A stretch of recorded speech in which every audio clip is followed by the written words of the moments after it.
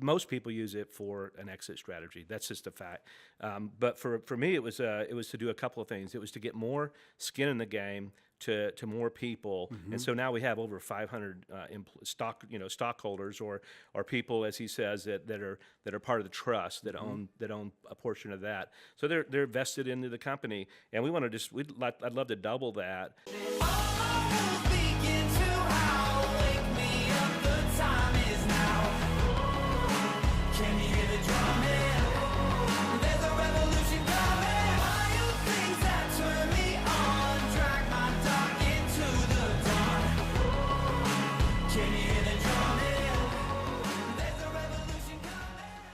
And now I am here with Craig Freeman. He's the founder and president of OC Communications.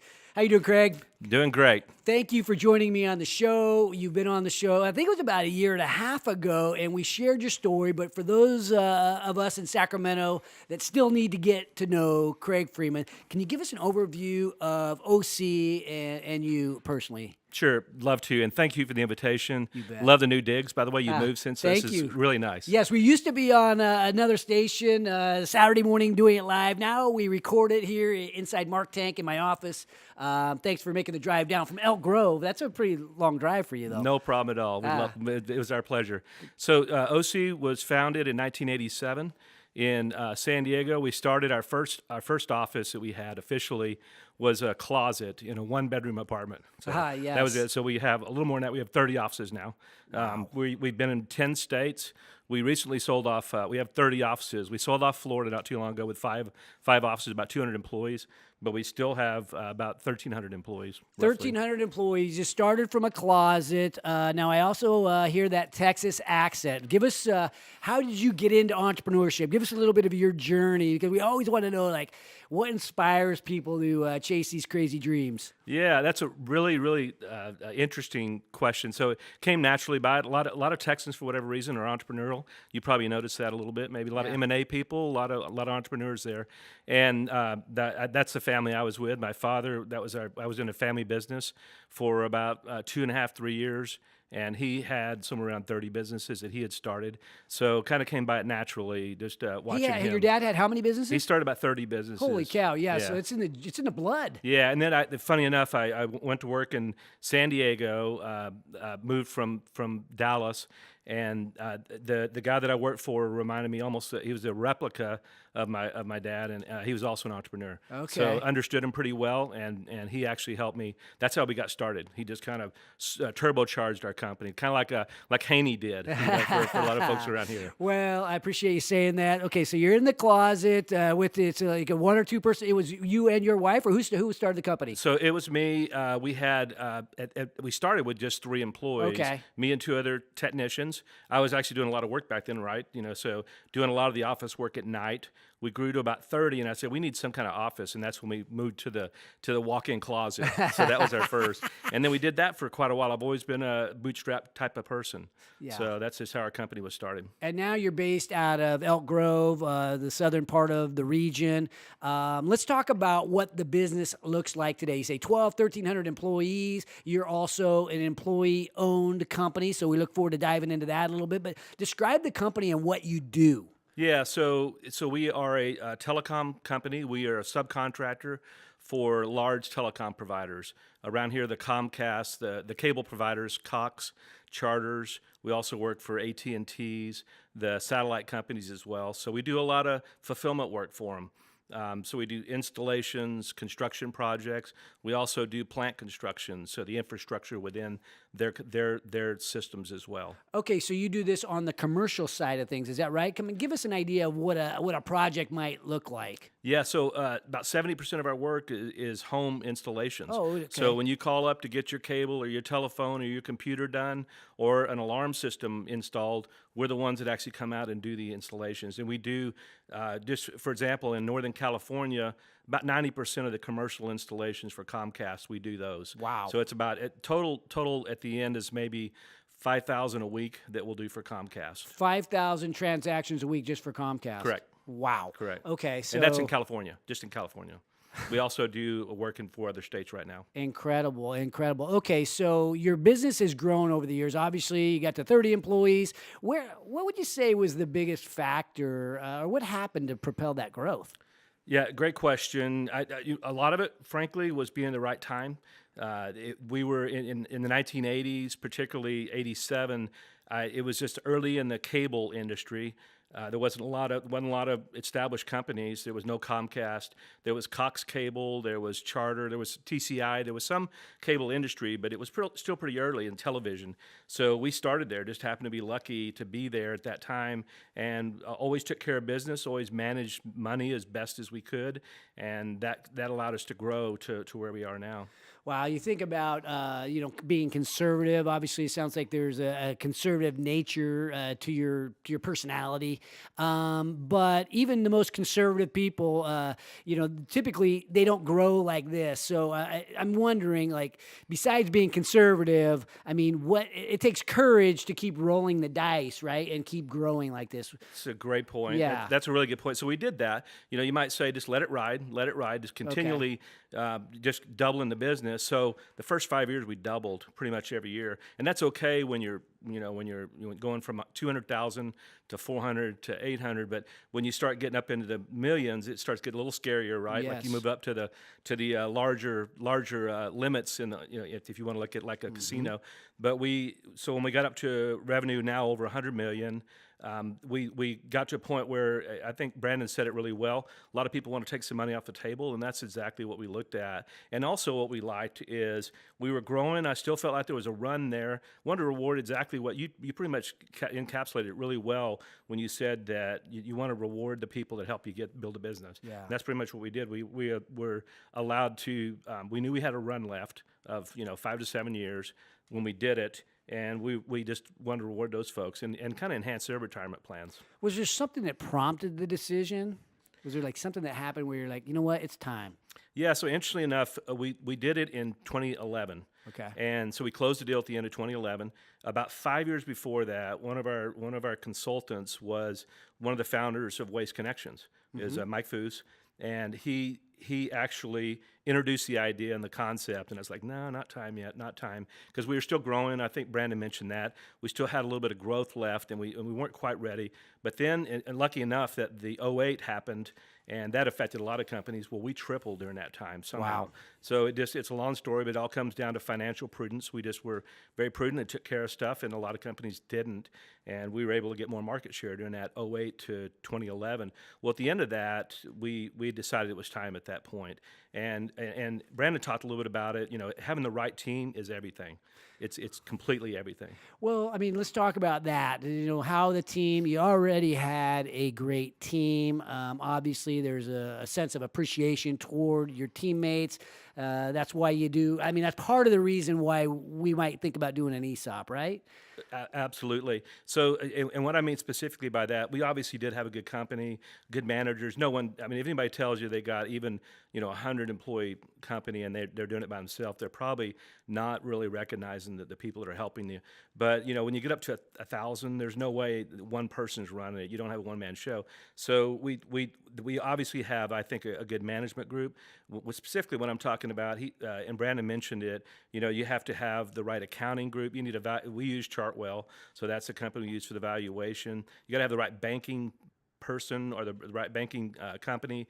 You need a administrator to do, that you want to you don't want to mess around with that. You want somebody that's done a lot of ESOPs. So that's the team I'm talking about, really. Right. So let's think about the team itself, though, too, your employees. How did you see the culture change, if any? Yeah, that's really interesting. So I actually worked so hard at closing this deal that I thought, well, that's the work. That's the end of the work. Really, that's where the work started. Was in 2011. Is communicating. So once people started getting it, it was pretty easy, really, to go go down to a certain, well, let's say from the executives down to supervisor level, that was pretty easy. Where it really becomes a challenge for us is the field level, the tech level, because they're the one you get a little bit more turnover in that area, and they're typically younger folks. So getting them to grasp that message is really interesting. So the way you do that is over a period of now 7 years, they're seeing their stock price increase. And so that's where their eyes start lighting up. Pretty motivational. Yeah, absolutely. So that's definitely and communication is everything. I think we all the ESOP community is a very tight knit community. There's less than 10,000 companies in the U.S. that are ESOP companies right now. I think somewhere in that range, and it's a very tight knit community. So we all talk a lot about communication and education. So you talk to the other people that have ESOPs and have done what you have done. You're in that network, I suppose. Absolutely. There's some local ones here. Tesco Controls is a local group. You've got one that we all know, pretty well-known name, Sleep Train. Yes. He sold to a mattress firm, had a great story to tell. He had over a 10x return in 4 years. Carlson, Carlson, great. yeah, absolutely. Really successful. You got Slakey Brothers. It's also Slakey Brothers. 40 years. They're a plus. tenant here in this shopping center I own here. So I know those guys pretty well. And they're over 40 years old as an ESOP. So that's a success story. Another one would be Winco is a local presence here, also a large one. You've got as well Cliff Bars, which is the snack food company. So So thinking about some of the most successful companies in the region have taken advantage of this ESOP opportunity, which obviously there's financial pros and cons. But thinking about, you now have 1,200 plus or minus people, but a lot of people right now are having a difficult time finding great workers, especially in the trades.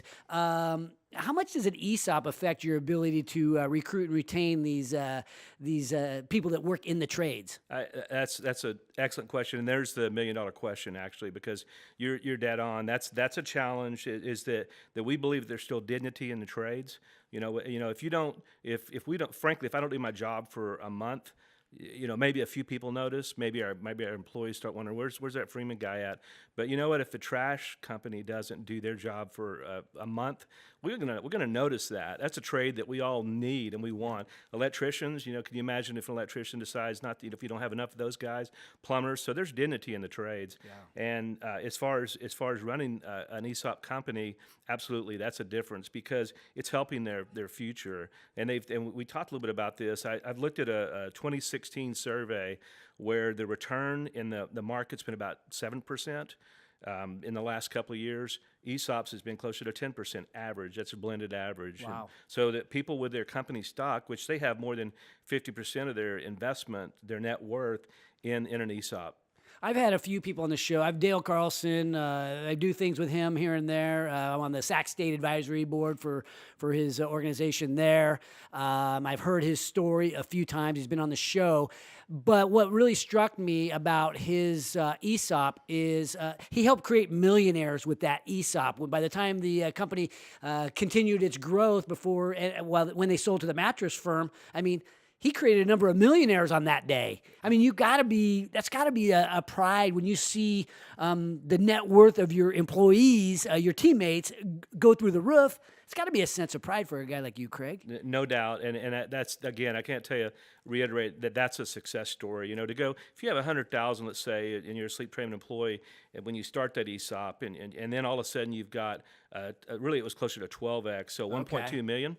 That's not a bad return over about a 4-year period, but yeah, that absolutely is so much. We've been more than blessed in what we do, my wife and I, and to pass it on is everything for sure. So you and your wife are both involved in the business, and I always wonder what that's like because my wife would fire me if she was involved in our business, so that would not work out so well. So how is it working with your wife in this business? I know you're the president. Who's in charge? Well, I think that goes without saying, really. I think we might know who actually is in charge. She's sitting over there looking at me right now. But I would say that she keeps me grounded, no question about it. And any idea I have that's kind of too far out there, she'll just kind of bring it back. And so that's one of her strengths. Well, you are an idea guy. You've obviously had the vision for this growing organization, this very important organization to our region, to the to the economy. What's the vision, though? What if you're painting a picture for OC Communication? I mean, what's that picture look like? Yeah, you mean the future? The What is it? future of OC, yes. Is So- that? Are you going to be there long term? Are you going to grow from here? Yeah, great. And I know you enjoy raising leaders. That's one of my passions is raising up leaders. So we have a number of people within the company that are demonstrating great leadership, and also we're involved in raising leaders outside the company. So mentoring younger folks as well outside. But as far as OC Communications, we've been 31 years now in business, and I pulled the trigger on the ESOP 7 years ago. A lot of folks actually. And Brandon alluded to this as well. It's kind of on your way out. It's an exit strategy. And I looked around at some of we had one group that had 6,000 employees. It's Lewis Trees out of New York, and they're the second largest tree trimming company. And I was looking at them, and there was about 6 other CEOs at a round table, and I realized that their CEOs, the founders, were all gone. So most people use it for an exit strategy. That's just a fact. But for me, it was to do a couple of things. It was to get more skin in the game to more people, and so now we have over 500 stockholders or people, as he says, that are part of the trust that own a portion of that. So they're vested into the company, and I'd love to double that. But we did our largest acquisition last year. We had about 350 employees we brought in with a group called Pioneer Communications out of the Northwest. They're based in Washington. So we've absorbed them and 3 other companies last year. So now we're just digesting that. It's a pretty big digesting. And so then we'll look at the growth for the next 4 or 5 years. Have you identified a successor yet? Yes, we absolutely have. And so you haven't named it yet, named that person yet. There's actually more than one. Here's what I figured out. You can't name one. Okay. Because what happens? No offense. What happens if another offer comes along better for I want the personal best for people. Right. So what if you poured into them for 3 years and then all of a sudden they're gone? Yeah. So more than one. Yeah. Okay. So, and whatever's best for the company, right? Absolutely. Yeah. Absolutely. There's a few people that are capable right now. Yeah, that's great to have choices, right? Have options like that. So, just thinking about the vision for Sacramento, you're invested into this town, even though you're a Texan, deep down in there somewhere, with the accent still with you a little bit. What do you see for Sacramento? You've seen it change. What's your vision for the future? Yeah, it's exciting actually, and it's really interesting. I like so first of all, I've been in Northern California and in Elk Grove since '91. So I do consider myself probably as vested in this community as anyone. We built a business here, so we've got a lot of roots here. Got a family. We raised a family here. But as far as the future, it's a little bit like it's interesting. It's a government town, I would say, if you just kind of looked at it and did the overview of this area. But what's really interesting, I really like. I'll only mention Texas once here. I won't talk about any sports teams there.